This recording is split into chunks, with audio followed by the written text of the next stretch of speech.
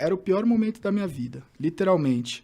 E quando eu comecei a fazer, eu já estava passando pelo tratamento de depressão, já estava ali no momento onde eu sabia, porque tem muita gente que procura e fala assim, eu quero fazer live, eu tô mal, tal. Eu falo, cara, quando eu comecei a fazer live, eu já estava sendo, né, uma pessoa, já tinha sido clinicada, eu já estava medicado, eu estava passando pelo processo de você se curar, né, e usei como forma de terapia. Quando eu liguei Te ajudou, não era o remédio. Não era o remédio, era uma terapia, era uma forma de terapia para eu estar com pessoas. Porque quando você entra em depressão, você quer se isolar. Quando você entra em depressão e você tem pessoas ao seu redor, cara, vira uma zona de conforto. Não tem como falar que não. Se você tiver com a casa, se você tiver com a comida, se você puder ficar no quarto o dia inteiro, você fica no quarto o dia inteiro e você não sai dali.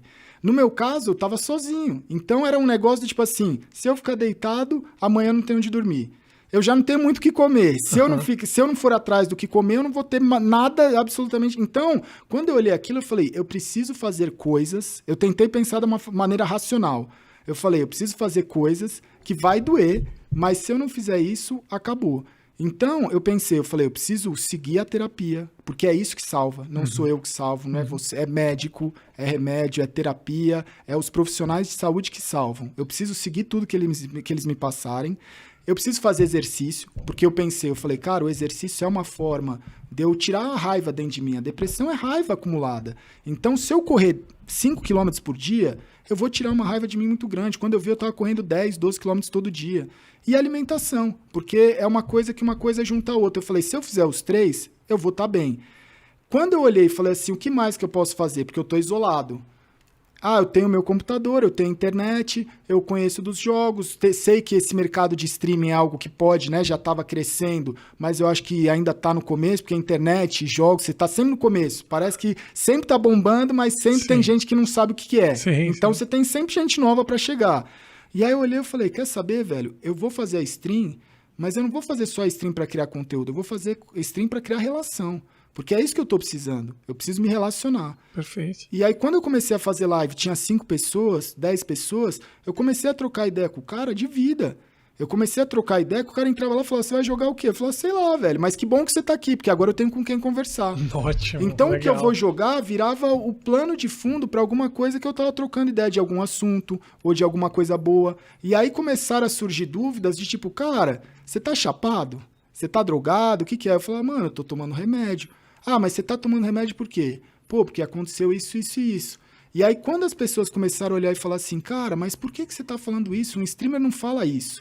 Aí eu falei assim, cara, a gente tá no meio da madrugada. Eu fazia live, começava às 8, madrugada inteira, até o horário que eu aguentava, até meio-dia, 11 horas. Eu não gostava muito dos todinho, que eu chamo a molecada. Dá meio-dia, eu falava, saída do colégio, não vou ficar aguentando os todinho no chat. Porque naquela época eu tava, né, você também tá raivoso. Claro. E aí, no meio da madrugada, uns caras vinham com os papos e eu falava assim, mano, se eu não te contar a minha história, por que você vai me contar a sua? Sabe? Porque você tá fudido, eu tô fudido. Você quer vir aqui, quer me contar algo pesado. Eu também quero, tá ligado? Eu também tenho esse direito. Claro. E aí a gente começou a estabelecer uma relação onde eu falava assim, cara, quando você erra, né? Você muitas vezes erra por não ser, não é uma pessoa que a pessoa que erra não é uma pessoa do mal. Você tá aprendendo. Né? Você vai cometer erros na sua vida. E tem coisas que você vai passar que a culpa não é sua. Igual eu estava falando lá de separação, briga familiar, muitas vezes a culpa não é sua. Então você vai ter vergonha disso. Coisas que aconteceram comigo, o pessoal falava, você não tem vergonha? Eu falava, mas mano, a culpa não é minha. Por que eu vou ter vergonha de falar que aconteceu isso, ou que aconteceu aquilo, ou que eu passei por isso? Eu falava assim, cara, se eu não tirar isso de dentro de mim e dividir com as pessoas, eu vou ficar segurando esse peso. E esse peso vai se transformar de novo em depressão ou em alguma coisa que eu acho que foi muito mais racional pelo instinto de sobrevivência. Eu acho que isso aí foi instinto de sobrevivência. Eu lembro, hoje minha vida mudou completamente. Deixa eu te interromper rapidinho. Matheus, não precisa nem interromper a gravação. Eu tô sentindo que tem alguma interferenciazinha aqui, cara. Eu tô ouvindo também. Então, alguma interferenciazinha, com a coisa que eu nunca tinha sentido. Tira o mic e bota de novo. Não precisa nem interromper a gravação aqui, porque até justifica o fato da gente ter falado com interferência. É um sonzinho, parece uma música de fundo, alguma coisa, uma pessoa falando baixinho. Um radinho parece assim, sabe? Quase zero agora. Alô. Alô, 1, 2. Não, melhorou bastante. Melhorou muito agora. Foi? Desculpa interromper. Imagina. Tivemos uma interferência de uma A rádio.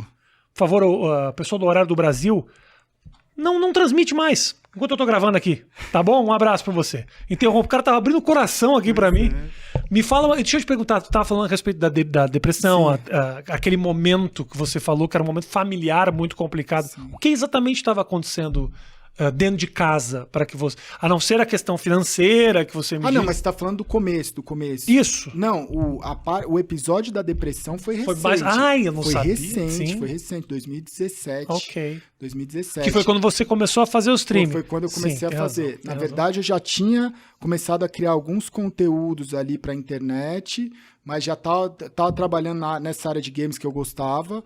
Mas aí deu tudo errado. E foi isso que te deu uma afundada nesse momento? Cara, sim? Foi muita coisa, porque eu tava numa fase em que eu tava querendo descobrir o que eu queria fazer. Eu tinha cortado relação com a minha família, né? A minha família de sangue, eu tinha cortado, porque eu comecei em 2017, eu tava num relacionamento e eu comecei a procurar fazer terapia, psicanálise. Tá. E aí na psicanálise eu comecei a mexer em muitas gavetas e coisas do passado, da infância, principalmente dessa parte mesmo de infância e pré-adolescência e coisas que como foram vindo à tona, que foram muito pesadas. Eu assisti no Flow você falando que teve um episódio de abuso lá atrás. Então, assim, cara, abuso sexual, acho que o abuso psicológico, de você ser uma posse, né? De existir, eu acho que dentro da sua casa, coisas que você olha assim e você fala, cara,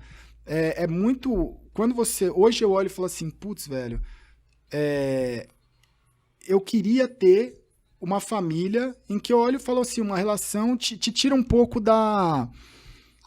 É a inocência mesmo. Depois Irmão, que você perde isso, a vida muda, cara. As experiências que a gente tem familiares na infância, como as que você passou, como as que todos nós passamos algum tipo de experiência, obviamente a tua foi muito dura e tudo mais, nos marca para sempre e cria e molda a nossa personalidade. É muito louco como a infância, ela basicamente pavimenta a estrada pro resto da tua vida. E por mais assim que eu sempre fui essa pessoa de buscar me relacionar e ter amigos, eu percebia que eu sempre tive muita raiva em muitas coisas.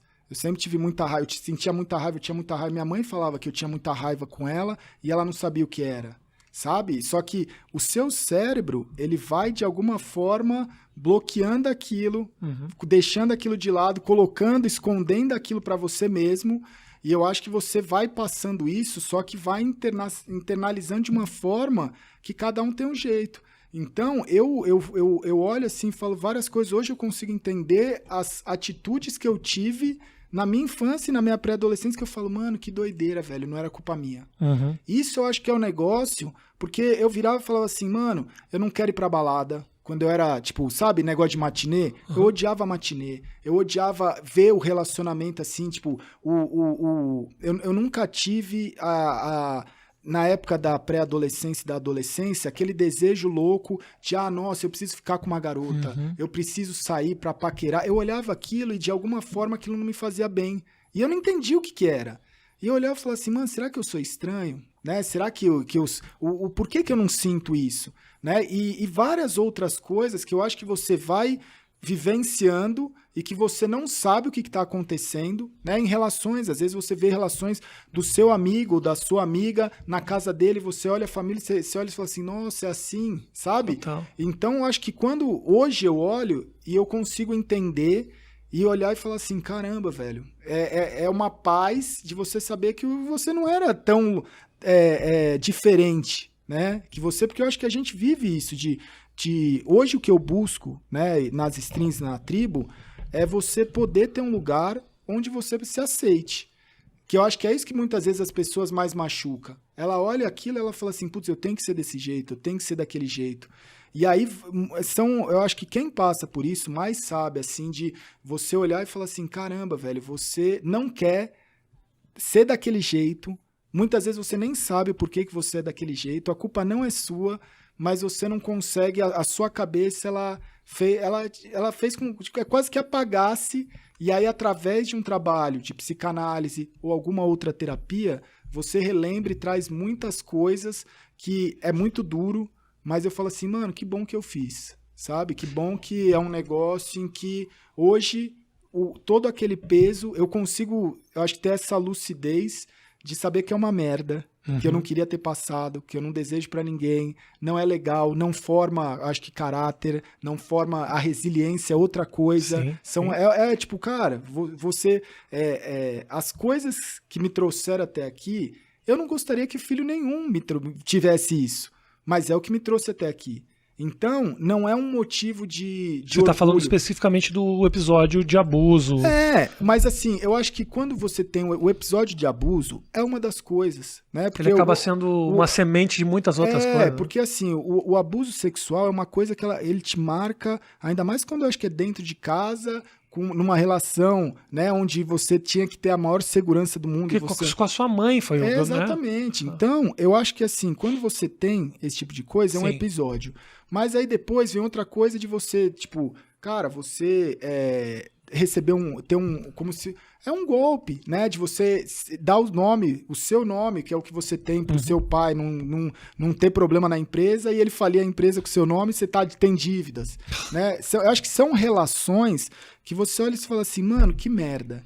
Mas isso foi fazendo com que eu fosse criando um casco onde você fala assim, cara, eu vou sobreviver, eu vou ser uma pessoa que eu preciso lutar. Só que isso também te traz cicatrizes, isso também te traz marcas, isso te traz coisas que por mais que hoje a vida seja boa, eu acho que eu consigo tentar balancear ao máximo de olhar e falar assim, mano, que merda, né? Quando eu olho, eu falo assim, Deus, obrigado por tudo.